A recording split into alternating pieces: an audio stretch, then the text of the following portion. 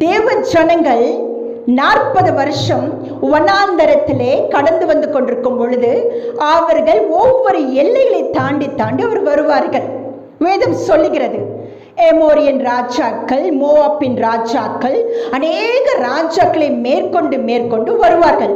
அப்படி வரும் பொழுது மோவாப்பின் ராஜா இஸ்ரவேல் ஜனங்களை வருவதை கண்டு, இவர்களுடைய கூட்டம் பயங்கரமா இருக்கிறதே, அவர்களோட தேவன் இருக்கிறாரே, நம்முடைய எல்லைக்கு அவர் வந்து விட்டார்கள் என்றால் நம்மளை அவர்கள் அழுத்து விடுவார்கள் என்று சொல்லி அவன் கலக்கம் அடைந்தான்.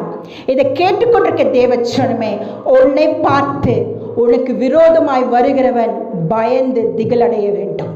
இதுதான் தேவனுடைய சித்தம். பரலோக சித்தம் என்னத்துக்கு? பாதாளம் உங்களை கண்டு பயப்படணுங்க, நீங்க பாதாளத்தை கண்டு பயப்படக்கூடாது. ஹல்லேலூயா. உனக்கு விரோதமாக வருகிறவன்